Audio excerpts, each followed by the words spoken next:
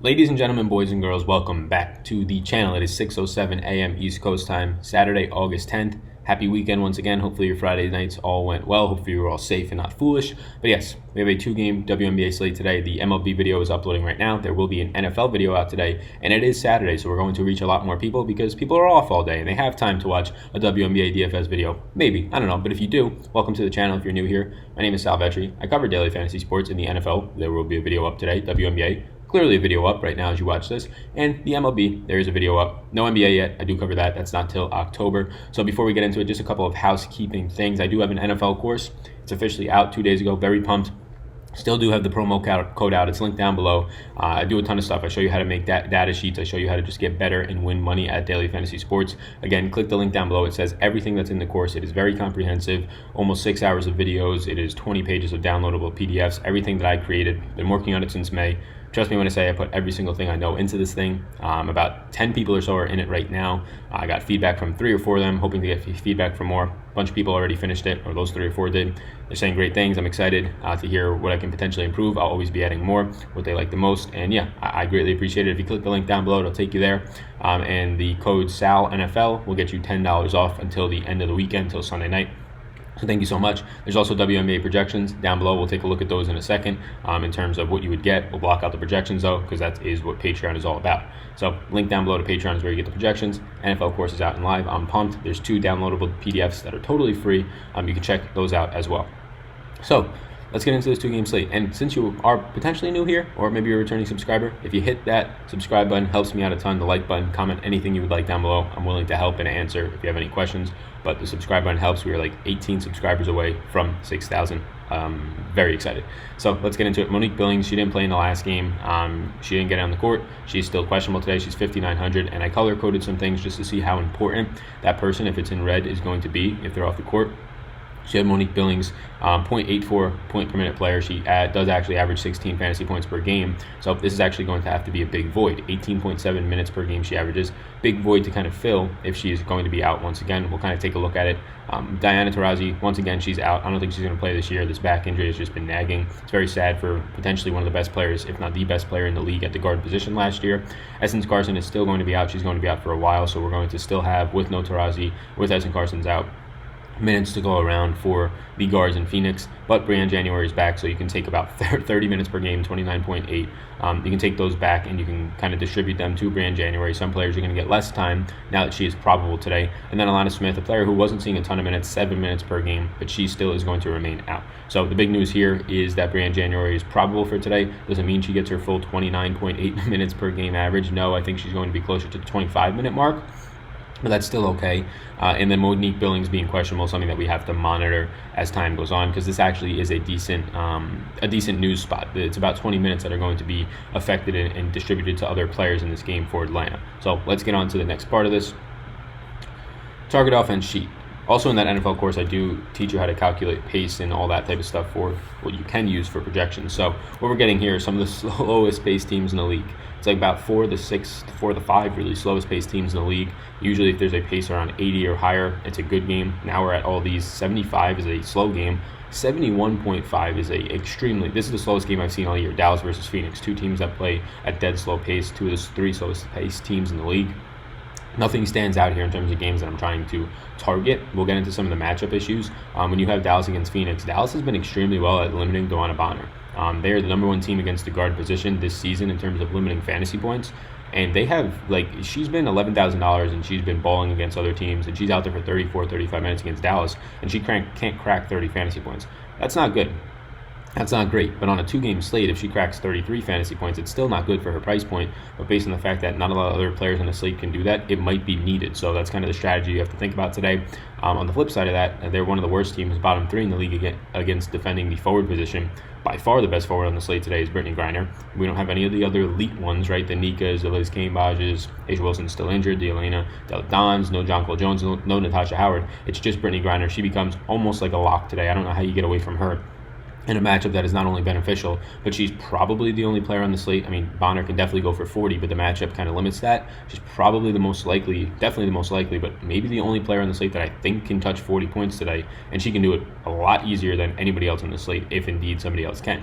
So that's just kind of a quick and dirty look at the Phoenix and Dallas game. Dallas is fantastic against the guards, not good against the forwards, so you can kind of go where you want there. We'll look at the early interest in a second.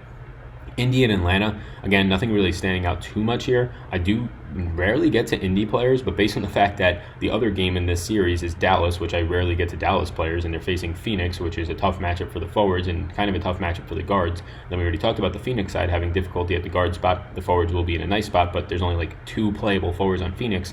I am going to have to get to the Atlanta-Indy game. There's only 2 games to choose from, and also they're projected for about 4 more possessions per game each, so 8 more total possessions. I imagine it's going to be a higher total game. Some of the Atlanta pieces do stand out to me in terms of their guards. The Indy forwards have the best matchup in the entire league. Atlanta is dead last guarding the forward position, but I'm not that big on a lot of the Indy forwards. We'll talk about the one that I am in a second, but you have Tiara McCown, who's only playing 20 minutes a game. That's not going to get me anywhere, even if it is a really beneficial matchup. She has to have a very high elite game to do well, or to do that well to be needed. You talk about Candace Dupree, who, in my opinion, is one of the worst forwards in the league, 0.72. And again, that's not to say she's terrible, but relative to the Brittany Grinders, the Natasha Howards, the Elena Delle Dons, the Jonquil Jones, all of them, Liz Cambage, the Nikas, right, the Candace Parkers, she's the worst out of all those in terms of offense, right? Fantasy, 0.72 fantasy points per minute. All those other players are at or well above 1 fantasy point per minute. So even though it's a very beneficial matchup for her, even if she plays 30 to 33 minutes, we saw her play against Atlanta 33 minutes 2 games ago, and she barely cracked 20 points, and you have to pay sort of a premium for her. So I do think there's some upside for the forwards there. They have a fantastic matchup against Atlanta. So we'll take a deeper look at that. We'll take a deeper look at some of the players I do enjoy from the Atlanta game, or the Atlanta side. So let's get into the early interest.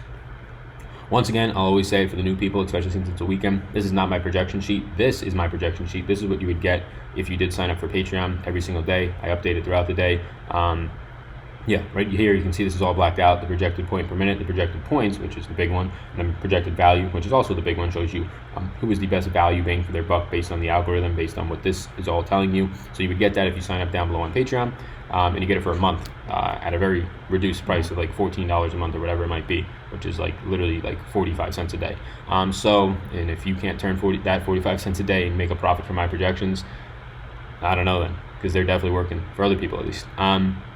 So yeah, early interest, again, I'm not going to list every single player I had the most interest in, but that being said, on a 2-game slate, I did list 9 players, so it's as close as it gets. 2-game slates, I'll usually have a player pool of around 15 at most. So starting it off, Brittany Griner, it's not even an interest, it's almost a lock. It's probably a lock for Brittany Griner. She has a very beneficial matchup, bottom 3, like we said, Dallas in the league. She's by far the best player on the slate, point per minute wise, overall production wise, averaging 36.6 fantasy points per game, averaging over 33 minutes a game. Yeah, this is going to be the spot that I'm going to get to by far the most.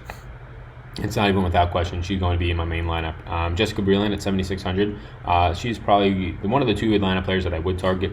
It's not a terrible matchup against the Indy defense. They are in the bottom half of the league defending the forward position. They rank 7th out of 12 teams, so pretty much more so neutral than being bad. Jessica Breland has been seeing more minutes as of late. A big reason why is because Monique Billings has been out, so keep an eye on that. This will be directly impacting Jessica Breland. If Monique Billings is not playing, Breland's still too cheap for potentially what she can play, and I have her in for 25 minutes, makes her one of the better values, if not the best value on the slate. If Monique Billings is in today, well, that's going to really hurt Jessica Breland, so I probably don't get there. Brianna Tanner, again, another forward against this Dallas defense. We already talked about it. Brittany Griner is a fantastic spot. Brianna Turner is a player who is going to still play at a minimum of like 25 minutes with the upside of playing 30-plus minutes today, because there's still no forwards on this Phoenix team to kind of help out with the load of Brittany Griner. So Brandon Turner has been relatively productive, decently productive. I imagine her usage rate is only going to increase. I think she sees more minutes than she did in the last game when she saw like 24 or whatever it was. So 5,600 gives you a lot of salary relief. I do like that. Tiffany Hayes, the point guard here for Atlanta, is a decent matchup. Indy is bottom 3 in the league against the guard position, so I will have interest in Tiffany Hayes. I think that she's by far the most productive player and most productive point guard on Atlanta. People are going to get to Renee Montgomery after her last game. That's an outlier in my opinion. When Tiffany Hayes is on the court, the more ball-dominant guard, the more offensively dominating guard in that offense. Renee Montgomery takes a step back. So the last game I think was just an outlier. If people want to run to that, I'm not going to. Erica Wheeler at 8,500. Wheeler has a worse matchup against this Atlanta guards, but I do like Erica Wheeler overall, point per minute wise. I think she's a better point per minute producer than Hayes, especially because I can kind of lock her in for probably more minutes. Hayes, I think I have at 28. Wheeler, I have at 30. Those extra 2 minutes are going to get me probably to more Wheeler. It's going to be close, but just due to the fact that they have a close price point, I'm going to take the minute advantage. Natalie Akonwa, she's the player that I'm going to get to from Indy in terms of the forwards. We already talked about McCown not playing enough minutes. Talked about how I think Candace Dupree is a terrible fantasy basketball player. Natalie Akonwa, this best matchup in the league against the Atlanta defense. She's a player who can go out there and should go out there and see 25 plus minutes, and she's a productive fantasy point per minute producer. You add those two things together, as long as she gets the minutes, this great matchup at 6,800. She's well underpriced. Arik Ogunbowale at 9,100. There's other players, I already talked about them. Tiffany Hayes, already talked about Erica Wheeler. Those guards that are cheaper than Arik Ogunbowale. Ogunbowale is going to have way more minutes. Like at the bottom number, she's going to have 33 minutes today. Her matchup against Phoenix is tougher. Phoenix is ranked 5th out of 12 teams in defending or limiting fantasy points to the guard position. But if she's going to get 33 minutes, and I'm hoping that Hayes gets 28, and I'm hoping that Wheeler gets 30, and I could feel really confident that at a bottom number, Ogunbowale is going to get 33 with the upside of like 35 in this game, because there's a lot of minutes to go around for Dallas.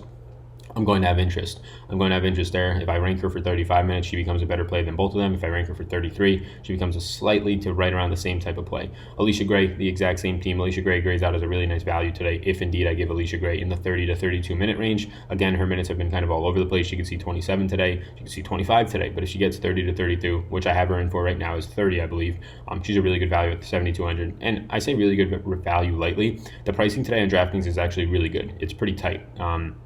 Nobody's popping out as this outstanding value play, right? Brittany Griner pops out as a really good play, but she's also $11,800, so not an outstanding value play. Relative to everybody else, I think she's the best play in the slate by far, but the numbers aren't saying that due to the price, due to the amount of points I think she's going to score, that anything on the slate is really popping out like it usually does on other slates. That tells me that DraftKings got the pricing spot on today. It's really difficult to kind of differentiate, which is why having projections helps so much more in these days. And then lastly, Kayla Thornton, 7,500. Really difficult matchup against Phoenix. I don't know how much I get here. Phoenix is number 2 in the league, guarding the forward position. Going up against Brittany Griner is not going to be great today for Kayla Thornton, but she's a player who should see, honestly, right around 34, 35 minutes. The overall opportunities there in the minutes, even if she plays inefficiently, the amount of minutes she has will boost up her overall fantasy points today. And again, there's not that many options today on the slate outside of Brittany Griner and Brianna Turner that I feel really good about at the forward position. So hopefully this helps. You can follow me on Twitter at @SalvageDFS. The projections are linked down below. It just says WNBA projections. It'll take you to Patreon, tell you everything that you get. There'll be a video on the homepage if you want to learn more about what Patreon is. It's from myself. It's about 1 to 2 minutes. The NFL course. Please just take a look at it. If you click the link down below, spent a lot of time, months on it really, since the beginning of May, mid-May, working on that NFL course. And any chance that I got, I put a lot into it. It's going to help you if you do purchase it. So thank you so much. And yes, follow me on Twitter at SalvageDFS. Hit the subscribe button. My name's Sal. Best of luck to everybody. Peace out, gang.